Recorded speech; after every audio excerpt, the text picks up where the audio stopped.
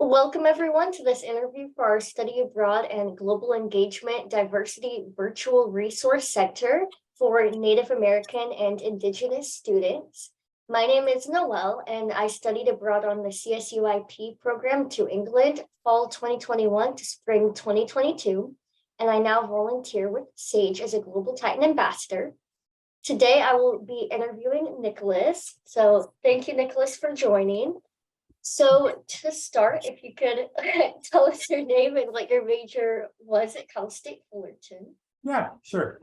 So my name is Nicholas Navarro. I got a bachelor's degree in Japanese and I completed my TESOL certificate at Cal State Fullerton. Awesome. And then how would you identify yourself? So I identify as Indigenous. In particular, I come from the Choctaw tribe. So Halito means hello in Choctaw. Oh, that's so cool. Nice.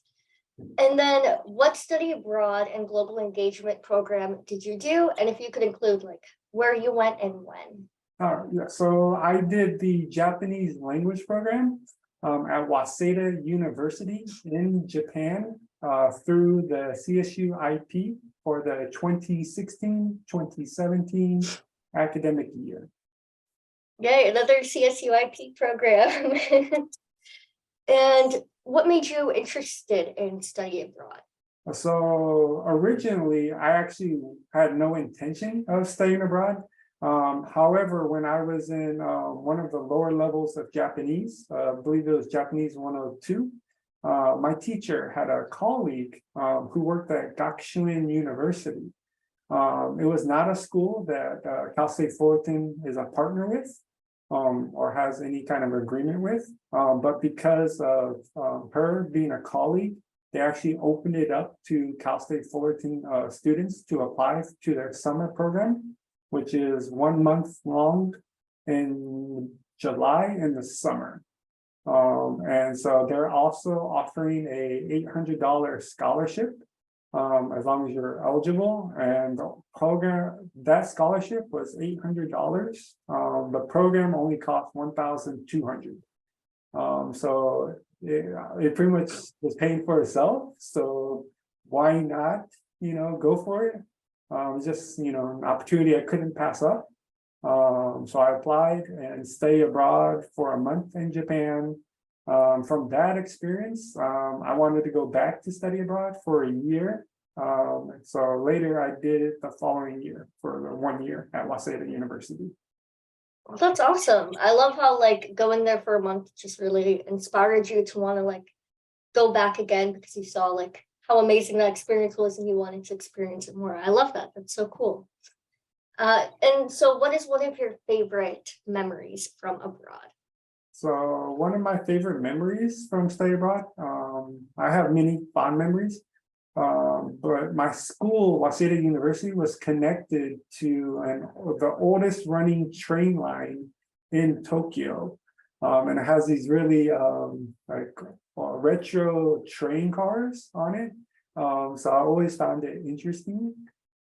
So I would actually ride it usually sometimes on the weekends, and I would just explore places around the train line. And I came across this park, which seemed like a normal park, but they had actually a hidden, what I think was pretty cool. It was kind of a water wheel, like one of those old water wheels, and you just wouldn't expect to find that in a big city, modern city like Tokyo. So that was one of my favorite memories of just, just going around and seeing what you could find, so. Yeah, hidden gems that you can find that you didn't know about otherwise. Yeah, Yes. That's so cool. Be adventurous and go out. Yeah. And so for the next question, as a Native American Indigenous student, what was it like for you to go through the study abroad process of applying and then adjusting to life abroad? So for me, no one in my family or my friends at that time studied abroad. So I kind of had to figure it out as I went along. Obviously, you have a lot of questions. So I met with the advisors at the study abroad office often to make sure I was doing everything correctly. It took me a couple months to after to actually adjust to living abroad. Like I said, the first time I did 1 month, it felt more like a vacation. I wasn't really living there. But the second time, it came me actually living there for a year came with its own challenges. But luckily for me, I had a great host family, which I do recommend to do stay with a host family so you can more intertwined into the culture. And I also had a great CSUIP coordinator at school, along with the CSUIP students that were studying abroad too, to make sure we all could transition well and thrive in that environment. That's awesome that you were able to like find support through like CSUIP and the advisors. That can help a lot. Yeah, there was And also a lot of activities on campus to actually have a chance to meet Native people there. So, oh no way, that's really cool. um, Nice. So, as a Native American Indigenous student studying abroad, did you get a chance? I mean, I know you kind of mentioned to like actively share or talk about your culture with others while you were abroad. yeah. So, one of the things I did here, when you are abroad, you actually introduce yourself a lot. So here in America, I wouldn't really elaborate on me being indigenous, Native American. But when I would introduce myself as Choctaw or indigenous, a lot of Japanese students would be like, they never heard of that. And so I kind of had to elaborate more and try to, kind of teach them a little bit about my culture, because you just don't see it that often. So I found myself talking a lot about it, and I kind of, just I try to take the opportunity to spread awareness of the indigenous cultures that I come from. That's neat. I really like that. That's cool how you were able to really share more of yourself when abroad than like what you feel like you can here sometimes. So, coming from a Native American and Indigenous background, what unique like strengths, experience, or perspectives helped you with study abroad? So for me, there was mainly two things come to mind. It was being able to adapt and have perseverance.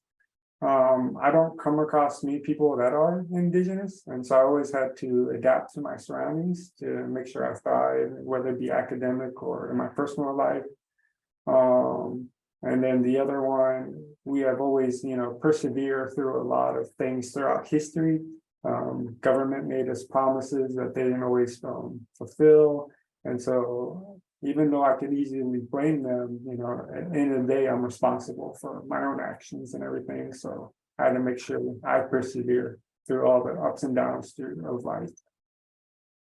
Yeah, perseverance, I feel like, is such an important. It's really helpful with study abroad because it could be some challenges while abroad, or it could be like a little tough adjusting. So having perseverance, that's really cool. It's definitely can help you a lot. And so, how did your perception of yourself change as a result of studying abroad? So I don't think my perception changed that much of myself. I always kind of knew who I am. The main result of studying abroad for me is being more open to share my story as an Indigenous student and bring awareness to struggles and issues around the Native American community. I felt like that was something I wasn't doing before, but through that experience, I started to do more and actively try to share Nice. It's awesome to hear.